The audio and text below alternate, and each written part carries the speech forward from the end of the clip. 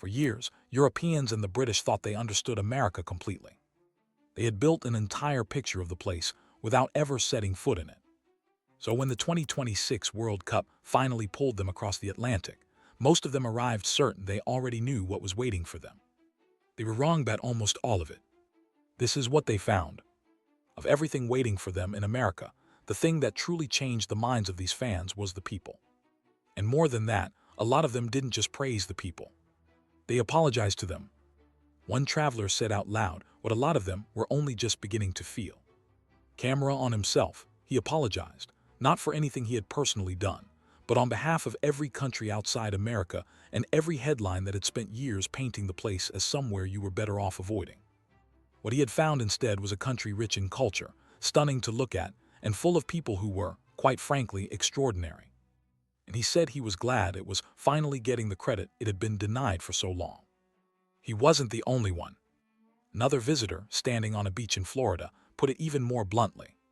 He said he felt like he had been lied to his entire life. Open the news, he said, and the whole country looks broken.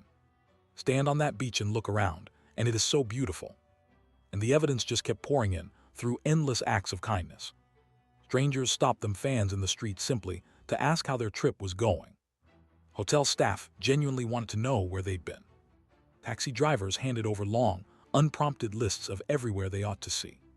Servers checked on them so often that people used to being ignored for 10 minutes had no idea what to do with the attention. And almost everyone at some point got invited somewhere. A barbecue, a family dinner, a beer with people they'd known for all of an hour. One fan in Texas reckoned something like 20 separate strangers had greeted him before lunch. But it was the specific moments that really landed. In Amarillo, a group went to buy a round of drinks and were told the tab had already been covered by a man in a cowboy hat they had never met. When they went over to thank him, he shook their hands with a proper grip, asked all about their trip, and then told them to wait because he had something for them. He came back and pressed a heavy Amarillo Police Department pin into each of their palms. A total stranger, quietly paying their bill before they'd even sat down, and then handing them a keepsake, purely because that was the natural thing to do. Then there was the visitor who got so swept up in the excitement of it all that he booked his flight for entirely the wrong month, and only noticed when he reached the airport and found there was nothing left to get him where he needed to be. He started to panic. He walked up to the American Airlines desk, fully braced for a shrug. Instead, the man behind it seemed genuinely worried on his behalf, went out of his way to hunt down a seat, and got him onto a flight to Boston that same day, one that happened to be cheaper, so the traveler actually walked away with money back in his account. To some American, it truly mattered whether a stranger made it home. In Houston, two brothers ignored a rain warning they probably should have taken more seriously and wound up stranded in the middle of a downpour. A stranger pulled over, picked them up, and drove them clear across the city to where they were staying. No payment, no hesitation. Just a person who saw two soaked travelers and decided to help. Coming from countries that already think of themselves as warm and welcoming, even they admitted this was something on an entirely different level. And then there was the afternoon that quietly broke a Scottish couple. They ducked into a small restaurant in Scottsboro, Alabama, during a rainstorm, expecting nothing more than lunch. What they got was an experience they would later call the best of their lives, and barely any of it was about the food, though the homemade banana pudding apparently managed to convert someone who swore she didn't even like bananas. It was everything around it. The staff greeted them like old friends, one of the women calling the visitor baby in that warm southern way. When they ordered dessert, a member of staff brought over another one free, just so they could try it. Someone else handed them a fridge magnet to keep. They were asked to sign the wall, where the place collects little notes from out-of-towners. And when the couple, completely overwhelmed, reached for their money to leave a big tip and properly thank everyone, the owner flat out refused to take a penny. The bill, he told them, was already handled, and they were not paying. They didn't even have cash left for a tip. He still wouldn't hear of it. By the time they walked out the door, one of them was in tears, genuinely moved by a room full of strangers who had treated them like family and asked for nothing in return. By this point, story after story had started to sound the same, and more than one visitor said the same words straight down the lens. A proper, unprompted apology to an entire country for ever having believed the story in the first place. One admitted that before he arrived, he'd taken in every negative thing the news had ever told him, that Americans were rude, that they'd try to cheat you, that people simply didn't get along. 2 weeks in, he said, not one part of it had held up. Everyone had been kind. Everyone had wanted to talk. Everyone had gone out of their way to help him. American hospitality, it turned out, wasn't a myth at all. And that was the part that stopped feeling like luck. When that many strangers from that many different countries all land on the exact same conclusion, it stops being a coincidence. What they slowly worked out was that the warmth wasn't reserved for special occasions or big moments. It was just the baseline, the ordinary, everyday way people treated one another, and once that clicked, the whole country got easier to be in. Because the headlines will always hand you a version of a country. A tidy, pre-selected one, built to confirm whatever you already suspected. But the people you actually meet, the ones who cover your bill, who drive you home through a storm, who refuse to let you pay and then quietly tear up when you try, they hand you something far closer to the truth. And once you've seen that with your own eyes, it becomes very, very hard to go back to believing the headlines. Another that hit Europeans before anything else was the heat. Because these fans came from a part of the world where the weather forecast reads 30 degrees, and the entire nation quietly loses its composure. In Britain, that counts as a heat wave. It lasts 2 or 3 days, and nobody owns air conditioning. Then they stepped off the plane in Texas, in Florida, in Arizona, and the joke stopped being funny. One fan described it as walking straight into an oven with the door already open. Another said the wind offered no relief at all. It just felt like standing in front of an enormous hair dryer set to maximum. They talked about the air like it was a physical object, thick and heavy, something you had to push through rather than breathe. In the deep south, the humidity clung to them the moment they left any building, shirts soaked through before they had walked a single block, and more than one of them admitted, half laughing and half horrified, that they had started sweating from places they did not know could sweat. The cars were their own private education.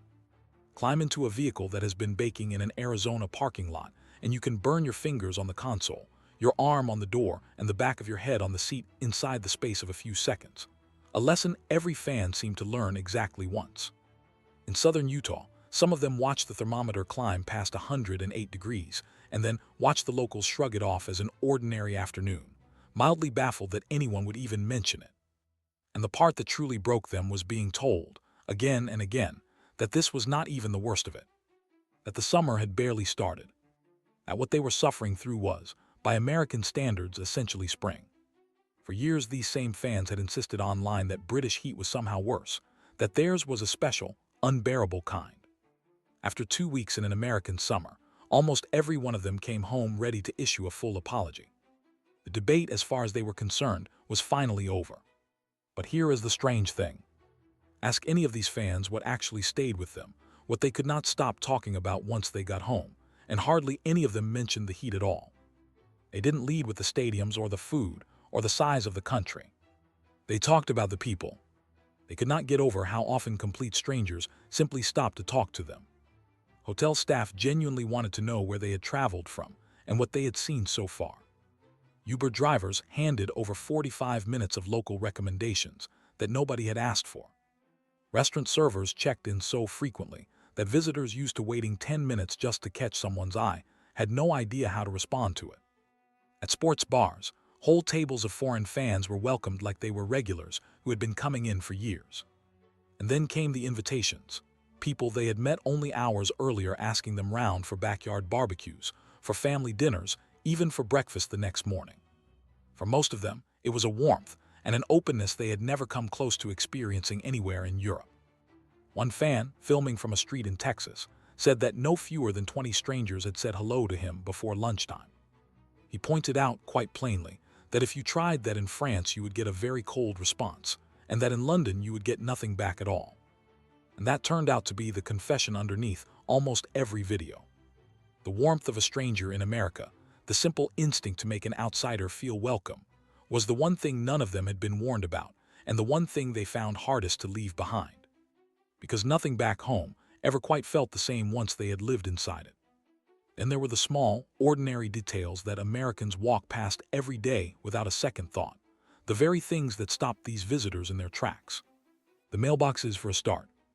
Little metal boxes planted at the end of every driveway, exactly like the ones they had only ever seen in films, and grown adults were pulling over just to photograph them. On the sidewalks, small delivery robots rolled past carrying somebody's breakfast and politely waiting for people to step aside, and the fans filmed them like they had wandered onto a film set. There were drive-through pharmacies, drive-through banks, cash machines you could reach without leaving your seat, and while most of them laughed at first about how lazy it all seemed, one visitor thought back to being ill at home, dragging 3 small children into a cramped pharmacy full of other sick people, and admitted that being able to collect medicine from the car, in your pajamas, was not lazy at all. It was mercy. They marveled at the ice machines humming in every hotel corridor, at the free refills that never seemed to stop, at the crushed ice one fan became so attached to that he was still mourning it weeks after flying home. They stared at parking spaces wide enough to fling a door open without a care, at petrol stations frozen somewhere in the 1950s, at a tiny chapel buried deep in an Arkansas forest, at quiet little towns built around a single square with the road curling neatly around it, and flags on every porch. And at night in the South, they sat outside and simply listened to the wall of sound, the crickets, the cicadas, the frogs, amazed that it could still be warm and soft and pleasant at 11 o'clock at night. If the mailboxes felt like a trip into the past, the cars felt like a jump into the future. In Nashville, a couple ordered a driverless taxi for the first time and found a Jaguar waiting at the curb, covered in cameras, its screen lighting up to greet them by name before they had said a word. Then it simply drove, no hands on the wheel, no one in the front seat, while they braced their whole bodies at the first stop sign, somewhere between delighted and terrified. But the car handled everything. It knew every stop. It showed them the other vehicles, and even the pedestrians moving around them on its screen. In Orlando, another visitor watched one of these cars glide through a tricky junction and joked, only half joking, that it managed it better than most human drivers. By the end of the ride, the fear had melted into something close to calm, and they thanked the machine like it was a person as it quietly pulled away to find its next passenger. And then, of course, there was the sheer scale of everything. The truck stopped them cold. One fan was handed the keys to an enormous Ford turbo diesel and could barely process the fact that a vehicle that size was considered completely normal, that nobody so much as glanced at it, that he looked tiny standing beside his own car. At the RV parks, visitors who thought their own camper was large pulled in and felt microscopic. And nowhere summed it up quite like the giant outdoor superstores where they walked into a Bass Pro or a Cabela's and learned along the way that one had bought the other back in 2017. And had their minds quietly blown by door handles made of antlers, a full-size tree that somehow looked small indoors, a vast aquarium, a waterfall, and an entire section devoted to boats. Even the meals defeated them, portions so large that a single dinner turned into lunch the next day, and sometimes the day after that. Videos of Europeans discovering American grocery stores became some of the most watched clips of the whole tournament. British fans stood frozen in front of an entire aisle, given over to nothing but breakfast cereal. Scottish fans tried to make sense of a medium drink that seemed to hold enough liquid for a small household. German fans photographed a single packet of something purely because the size of it looked like a stage prop. And the reaction was always the same, a bewildered "how is all of this in one place," followed almost immediately by "why does Europe not have this?" They discovered flavors and varieties and regional oddities that simply did not exist back home. One British fan admitted her palate had shifted, that she was suddenly missing tastes she had never even encountered before this trip. And when they landed home and wandered into their own supermarkets, everything felt diminished. The aisle looked shorter. The choices looked fewer. The portions looked as though they had quietly shrunk while everyone was away. It was around this point that many of them finally understood why so many Americans never bother to travel abroad. They heard the figure that roughly half of Americans do not even hold a passport, and where it once sounded absurd, it suddenly made a strange kind of sense. Because you can drive a few hours across this one country and arrive somewhere that feels like a completely different nation. A German-founded town sitting just outside San Antonio. A water park where country music plays all day and the Coca-Cola comes free with the ticket. A sunset spilling across the Gulf Coast. Dallas that feels nothing like Florida, Boston that feels nothing like the desert, all of it reachable by road, all of it wildly different, all of it inside a single set of borders. Why cross an ocean, they started to ask, when a whole world is already waiting down the highway? And then the tournament ended. And this was the part nobody had warned them about. They boarded their flights, they landed back in their own cities, and something felt off almost immediately. Fan after fan posted a video from their hometown, saying a version of the exact same thing. They had not had a single warm conversation in 2 days. Nobody in the street seemed to be smiling. The whole place felt flat and gray and a little cold. One of them tried their new American habit of grinning and greeting the person behind the coffee counter, and got a look in return that suggested they might be unwell. Another woke up in their own bedroom and, for one genuinely disorienting moment, had no idea where they were, because it no longer felt like home. They missed the warmth of it. They missed the size of it. They missed a stranger's kindness and a refill of ice water and the ridiculous, glorious excess of a country that felt, to them, like a film they had watched their entire lives. One fan gained more than 10,000 followers simply by being there and filming it.